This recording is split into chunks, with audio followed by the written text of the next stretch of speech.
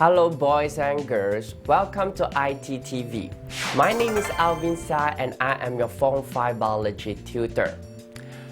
As you know that we are still in Chapter 3, Coordination and Response. In the previous lessons, you have already known that in this chapter you're going to learn about human nervous system. Human nervous system is divided into the central nervous system that we call it as the CNS, and the peripheral nervous system, which we call it as a PNS. For the CNS, they consist of brains and the spinal cord, and for the PNS, they consist of the nerve.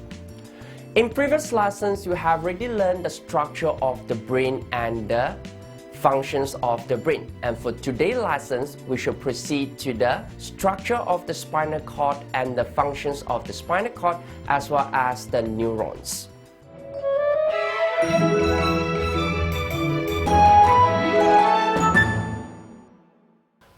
For today's lessons, you must be able to draw and label a diagram of a cross-sections of the spinal cord.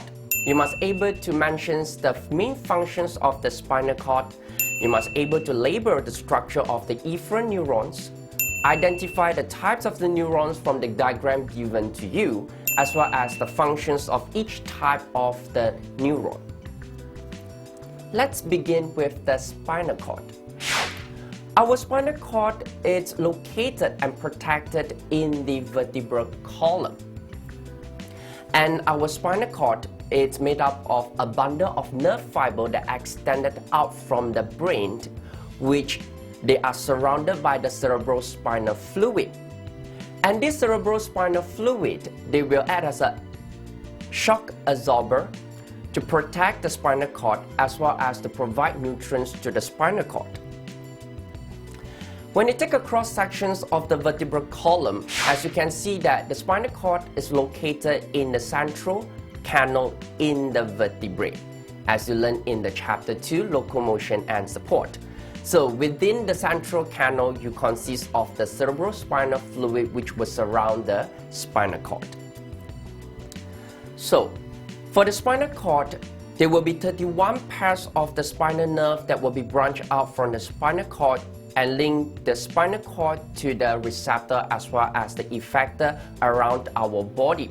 So as the receptor detects the stimuli, then they will generate nerve impulse. The nerve impulse will travel along the spinal nerve to the spinal cord. From the spinal cord, they will transmit it up to the brain. And from the brain, they will generate another set of nerve impulse, which will transmit down to the spinal cord and through the spinal nerve to the effector to stimulate the effector to carry out the response. So the whole idea will be something like this. So now let's look into the structure of the spinal cord. When you take a cross-section of the spinal cord, you will find that within the spinal cord there is a region which we call it as the gray matter. And this gray matter appear or it look like a butterfly shape or either a letter of H.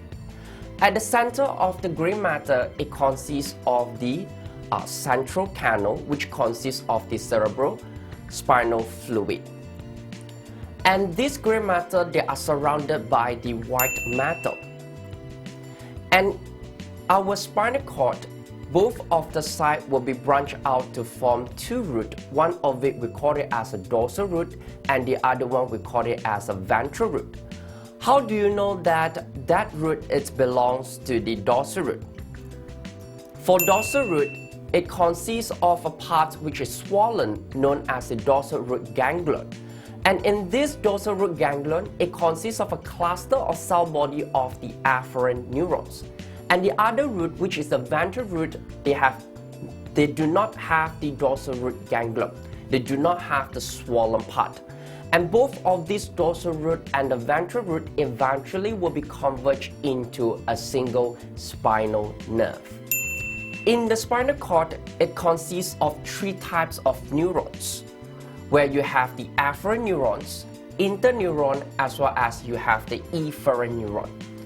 In the dorsal root, it consists of the afferent neuron. Why? Because for the afferent neuron, their cell body is located at the middle of the cells. Therefore, the cell body of the afferent neuron will be suspended outside of the spinal cord, which means the cell body of the afferent neuron will be located in the dorsal root ganglia. And when the afferent neuron extend into the spinal cord and lie on the gray matter, it will be linked to the interneuron, or either it will link directly to the efferent neurons. And from the efferent neuron, they will be located at the ventral root. That's it for the structure of the spinal cord.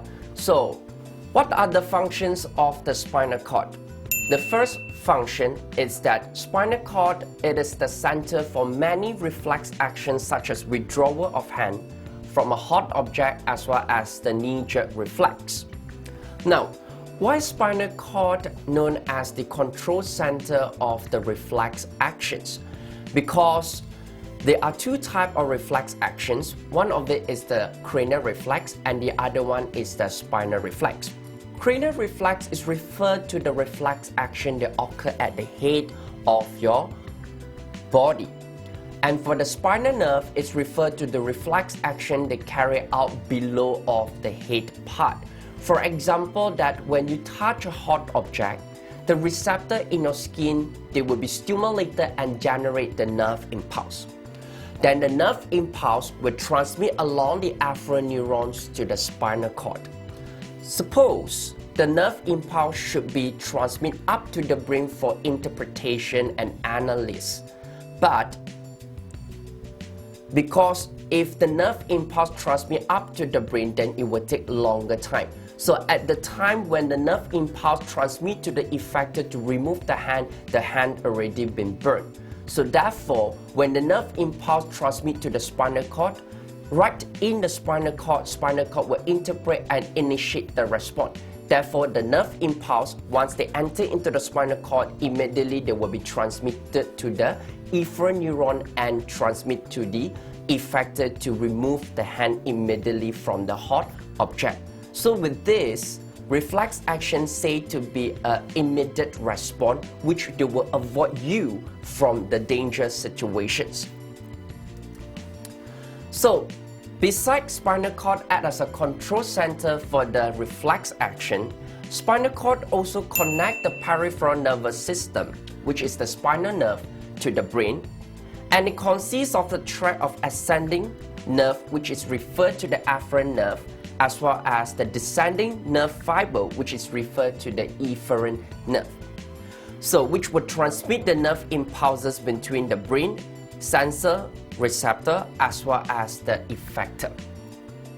So, if you look at the following diagram, you will find that in the spinal cord, they consist of the ascending nerve impulse.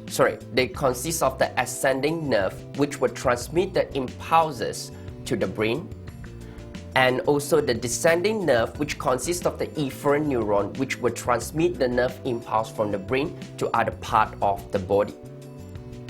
So, let's summarize the whole spinal cord before we proceed to the neurons.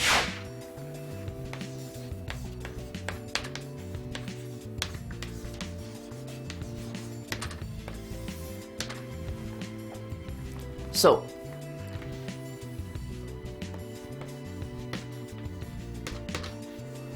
now this is the brain. This is the brain. From the brain, they will consist of a bundle of nerve fiber that will be extended out from the brain and straight down to the pelvis area of your body. So this will be the spinal cord.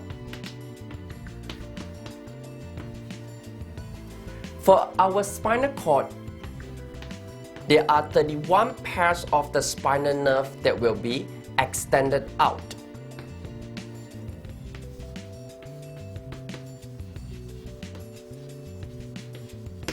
When you take a cross sections of the spinal cord, you will find that within the spinal cord, they will consist of a region that look like a letter of H or either the butterfly. At the center of the spinal cord, it consists of the central canal. Where this central canal, they will consist of the cerebrospinal fluid, which will nourish the nerve tissue in the spinal cord. So,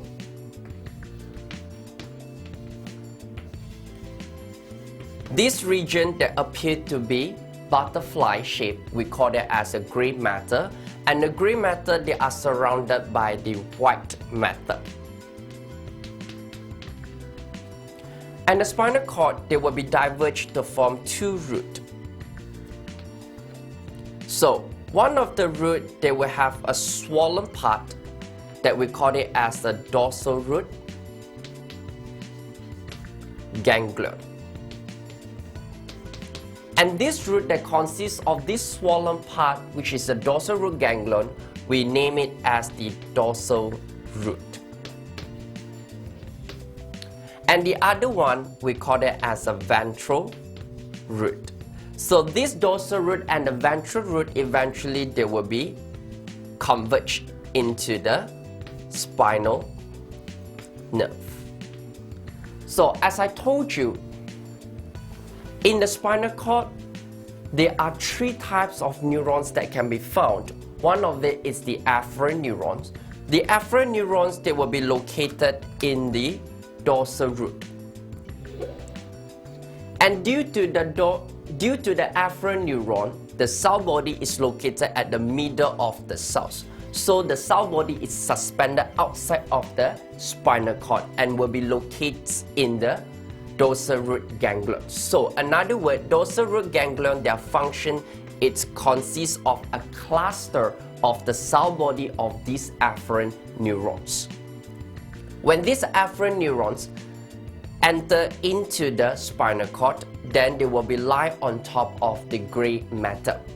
So sometimes the afferent neurons, they will link to the efferent neurons, the interneuron, where this interneuron, they will line to the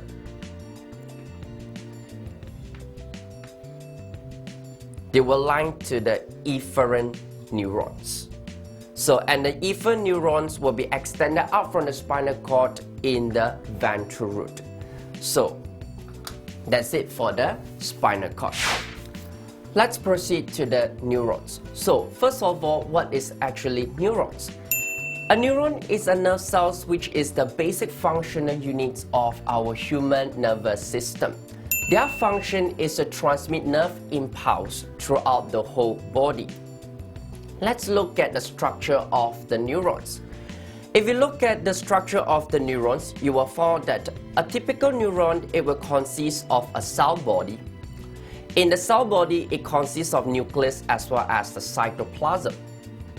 The cell body, they will be extended out a lot of tiny fiber that we call it as the dendrites. So dendrites, they are shorter branching of nerve fibers. And from the cell body, they will extend a long fiber that we name as the axon. So this axon, they are insulated and protected by myelin sheath. So this myelin sheath, they will form a lot of constricted part along the axon that we call it as a node of Raven until the end of the neurons, which we call it as the nerve ending, or either you can call it as the synaptic terminal. Now, the functions of the dendrite is to receive the nerve impulse from the adjacent cells, and the nerve impulse that received by the dendrite will transmit into the cell body to be integrated by the nucleus in the cell body. After the integrations, then the nerve impulse will transmit or carry away from the cell body through the axon. So along the axon, in order to speed up the transmissions of the nerve impulse along the axon, we have the myelin sheath over here. Therefore, the nerve impulse will be jumped from one node of Raven to another node of Raven within the axon until it reaches the synaptic terminal. Until it reaches the synaptic terminal, then the nerve impulse will be transmitted to the dendrite of the adjacent cells. In previous part, I have already told you that there are three types of neurons. The first neuron, which the cell body is located at the end of the cells, that is the efferent neuron. efferent neuron, also known as motor neuron. And the middle one, it's called it as the afferent neuron. Afferent neuron, we also can call it as the sensory neuron, where you can find out that the cell body is located somewhere around the middle of the cell instead of at the end of the cells. And the last one, it's the interneuron. If you compare to the afferent and the efferent, interneuron will appear much more smaller, and it will consist very small cell body and very short axon. So let's look at the functions of each of these neurons. For the afferent neurons, they will carry the nerve impulse from the receptor to the central nervous system, which is the brain or either the spinal cord. And for the efferent neuron, they will transmit the nerve impulse from the central nervous system to the effector, which is the muscles or either the glands. And last one, which is the interneuron, it will transmit the nerve impulse from the afferent neuron to the efferent neurons. So that's all for the neuron. Let's summarize the whole neurons part before we proceed to the questions.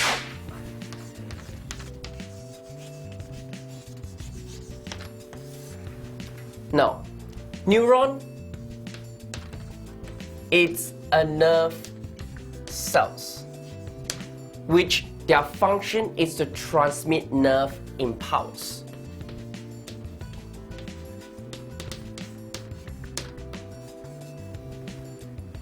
So, let's look at the structure of a typical neurons. A neuron, they will consist of cell body, where the cell body, they will consist of shorter branching fiber, where this shorter branching fiber, we call it as dendrites.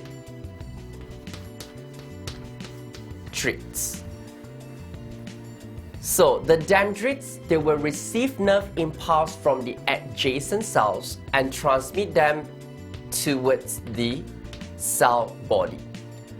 As the cell body consists of the nucleus, therefore the nerve impulse that been received will be first integrated in the nucleus, then they will be transmitted out through the axon. So axon will carry the nerve impulse away from the cell body. And along the axon, it will be protected and insulated by a tiny membrane, a thin membrane that we call it as the myelin sheath.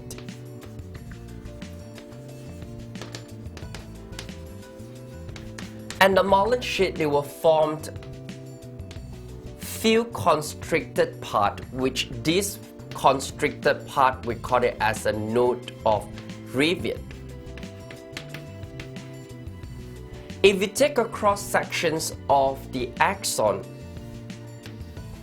this is inside of the axon, and this is the myelin sheath.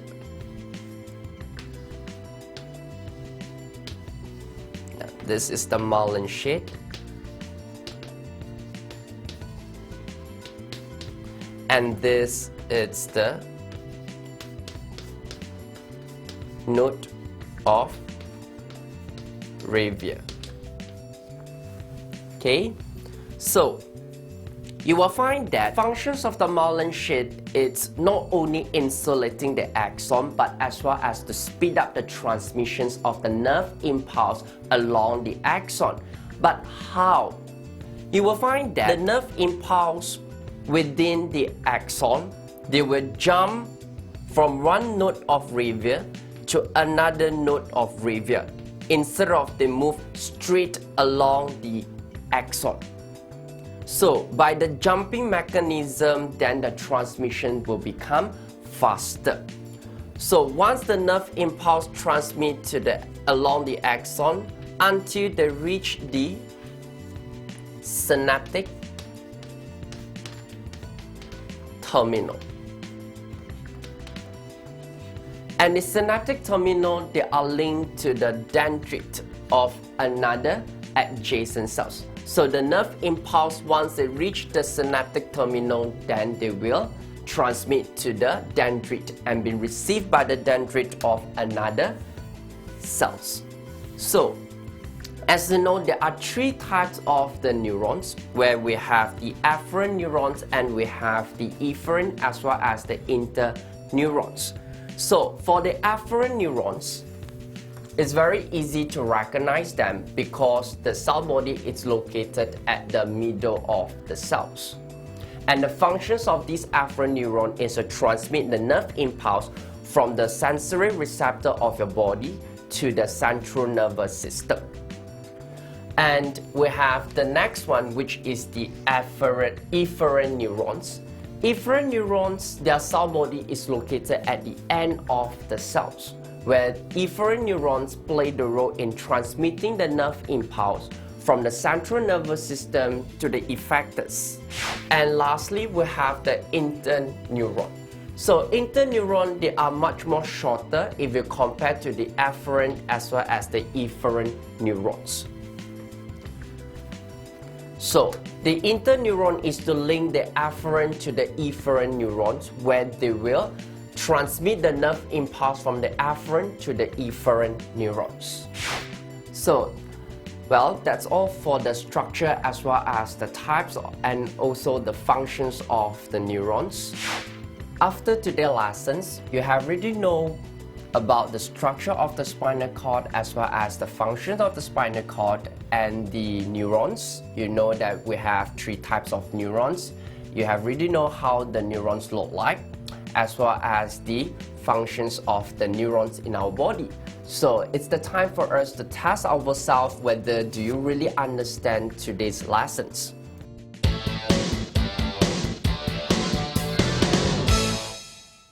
The first questions, a nerve cell is also known as A, an axon, B, a neuron, C, a dendrite, D, a cell body.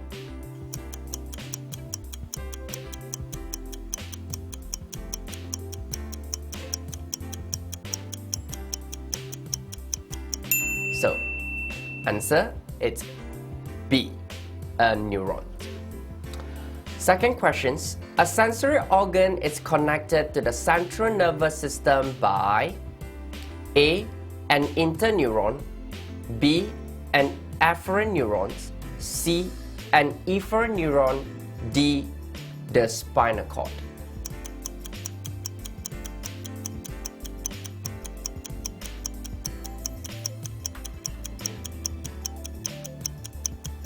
So, answer B, and afferent neurons. But why it's B? As you know that sensory organs, they will detect stimuli. Once they detect the stimuli, then they will generate nerve impulse.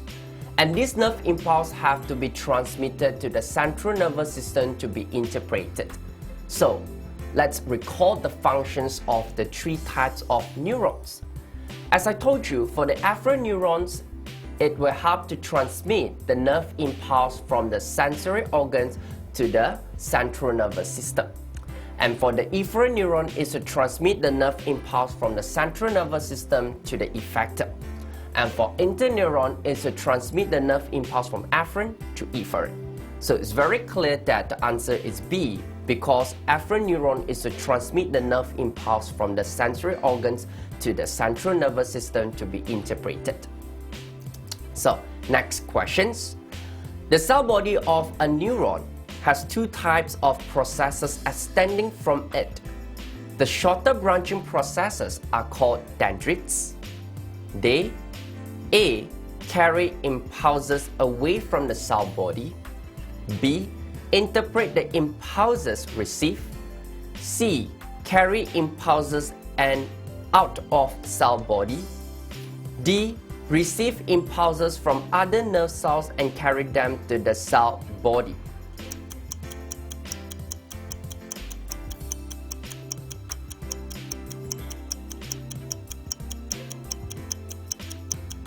So, answer D, receive impulses from other nerve cells and carry them to the cell body. So this, you also need to recall each part in the neurons and their functions. So very earlier on, I already told you that the dendrites, it's referred to a shorter chain that are shorter fiber that are branched out from the cell body, which they will receive the nerve impulse from the adjacent cells and they will transmit them to the cell body. So it's very clear that the answer is D. Now, that's all for the objective questions. Let's proceed to the subjective question. First questions, list the differences between the structure and functions of an afferent neuron and efferent neuron. So this is very important. Normally, they like to ask in the SPM structure questions or either essay questions. So, for the afferent neurons, the neuron is located in the dorsal root of the spinal nerve. But for the efferent neuron, it's located in the ventral root of the spinal nerve. So this is the first difference. And the second difference is, for the afferent neuron, the cell body is located in the dorsal root ganglion, which is located outside of the spinal cord. But for the efferent neuron, due to the cell body is located at the end of the cells, therefore the cell's body is lying in the spinal cord or either the brain. So the third difference will be afferent neurons they has short axon but long dendrons or dendrites. But for the efferent neuron, they has a long axon but many short dendrites. And the last difference is, for the afferent neurons, they will transmit nerve impulse from the receptor to the central nervous system, and for the efferent neuron, they will transmit the nerve impulse from the central nervous system to the effector. Let's proceed to another structure question, which they ask you, what is an interneuron? So interneuron is a nerve cells which they transmit nerve impulse from the afferent neuron to the efferent neurons. So that's all for the questions. So now we have a summary before we end up everything. So for today's lessons, you learn about the structure and the functions of the spinal cord. So in the spinal cord, you have already known that spinal cord is made up of a bundle of nerve fiber that extended out from the brain. It consists of 31 pairs of the spinal nerve, which will be linked to the receptor as well as the effector, which is the muscles and the glands in your body. When you take a cross-section of the spinal cord, you will find that in the spinal cord, it consists of a region which it looks like a butterfly or the letter of H, which we call it as a gray matter. So right at the center of the spinal cord, it consists of a canal that we call it as a central canal. So in the canal, it consists of the cerebrospinal fluid, which will nourish the spinal cord. And the gray matter is surrounded by the white matter. So from the spinal cord, they will branch out to form two roots, which is the dorsal root as well as the ventral root. So in the dorsal root, it consists of a swollen parts that we call it as a dorsal root ganglion, which consists of the cell body of the afferent neurons. And for the ventral root, mainly it consists of the efferent neuron. So eventually, this dorsal root and the ventral root, they will converge to form a single spinal nerve and link to the effector or either the receptor.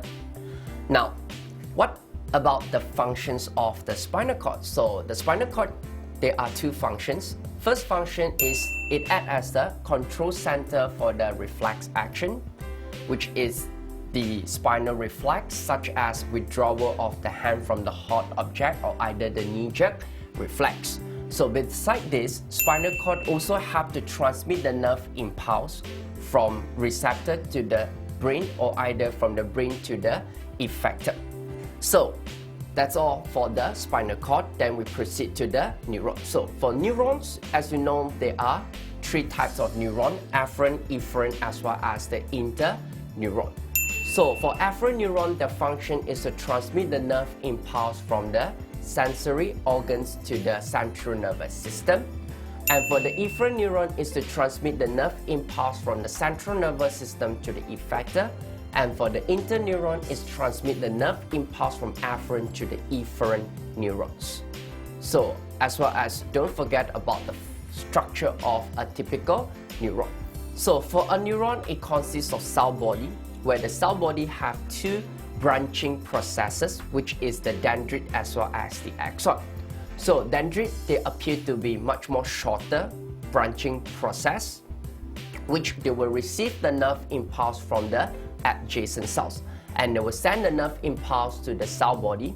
From the cell body, the nerve impulse will further transmit out through the axon. Along the axon, they will be protected and insulated by a membrane that we call myelin sheath. So the myelin sheath function is to speed up the transmissions of nerve impulse along the axon. So once the nerve impulse travel along the axon and reach the synaptic terminal, which is the end of the neuron, then the nerve impulse will be transmitted to the adjacent cells.